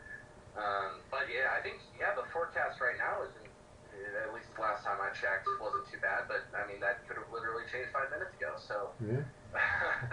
But yeah, but in an outdoor stadium, sometimes that can get factor. I remember the game against Idaho last year. It definitely played into it a little bit, and that plays into MSU's hands because they are run first, stop the run type of team.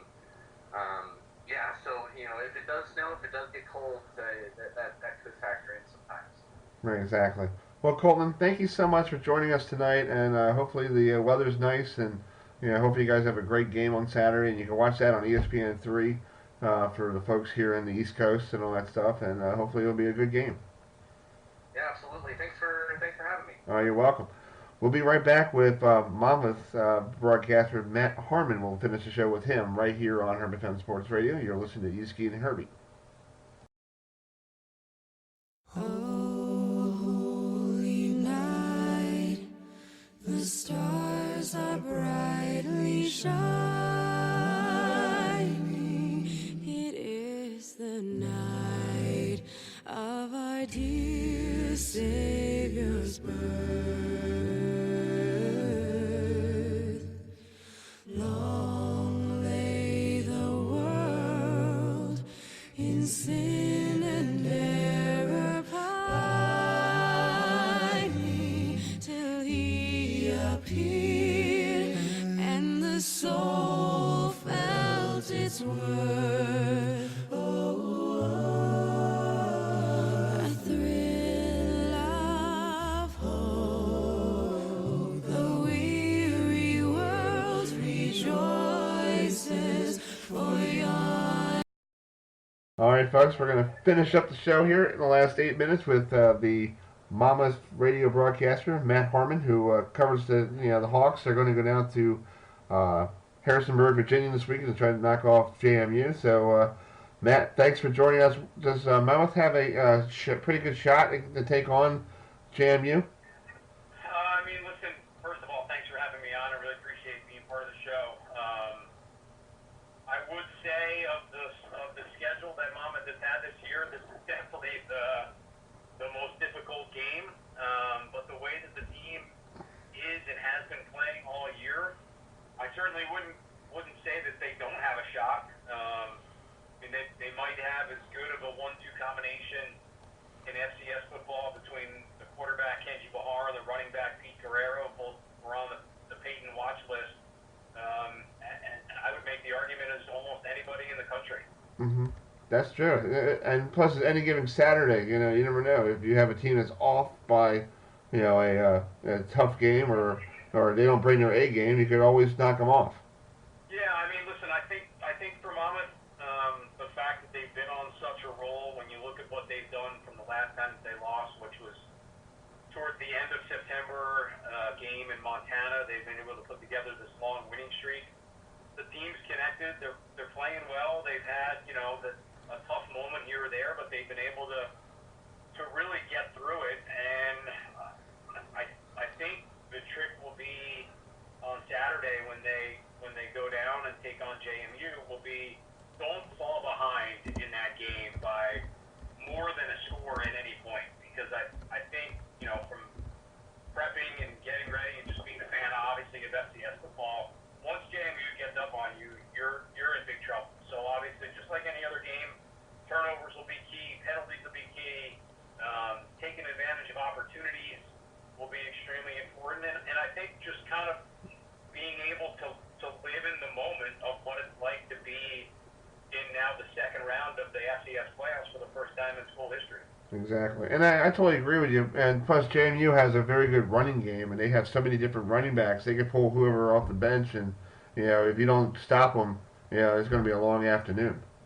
Yeah, I mean, defensively, we've been pretty good all year against the run, which has been a good thing. And I think the numbers would indicate that, and you probably would look at some of the defensive numbers and say, we don't play the pass real well. I mean, to be fair to our guys that are more that pass defense part of what we do, we've been ahead in so many games that teams are basically, they have to throw the football to try and get back into it.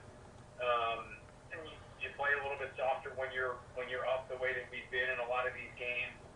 But I'm looking forward to it. I think for somebody who's been around the program for a really long time, I go back to 1993 when we started football at Monmouth as a player on the first team, to now see it come full circle with the year that they've had this year. I think everyone involved with Monmouth football somewhere along the way, realizing that winning the league this year, getting a home playoff game, playing as well as we did last week against Holy Cross, to me, anything that happens on Saturday is almost icing on the cake. Yeah, and like you said, you started as a player, with the university. It's probably very cool for you to see your school going into the second round after winning last week's first playoff game. No, it's incredible. I mean, the way that this program has involved itself in kind of being, now the last 3 years, you get an at-large bid in 2017, you just missed out last year, you're back in the playoffs this year, winning the Big South. You've become a little bit more ingrained and involved in FCS football, and the way that the program has evolved and changed in the 27 years has been really quite amazing, because it's almost been like every 4 to 5 years it's become a new program. You just go as a normal startup team, then you join the NEC, you have some good years there, then you go to the Big South, you add scholarships. So it's been like every couple of years there's been a pretty significant change to the program, but it's been just awesome to be around this year. Yeah, it's great. Yeah, it's great. Well, Matt, thanks for joining us. I'm sorry it's short notice. We're running out of time, but hope we'll get you on next year when you guys are you guys playing against a CAA school next year? We'll play Albany next year, and I did see something that just came out this week that we have a home and home with JMU. It's not for a couple years. I think it's like the 24-25 season, but the way that our coach likes to schedule and try and play some local games and have a little bit of variety with some of the conferences that are in the area and in the Northeast, I'm sure we'll cross paths again. That's cool. Well, Matt, thanks for joining us, and good luck with the broadcast. And folks, thanks for tuning us in here tonight on Herbie Fan Sports Radio on Uski and Herbie. Please join us on Saturday at 12 noon. We'll do our preview show from Charlotte, North Carolina for the ACC Championship game. So until then, I'm Chris Idell for Ewan McCreef, Uski, and myself. Have a great night, everybody, and we'll see you Saturday. The stars are brightly shining. It is the night of our dear Savior's birth. Long lay the world in sin and error pining, till he appeared and the soul felt its worth.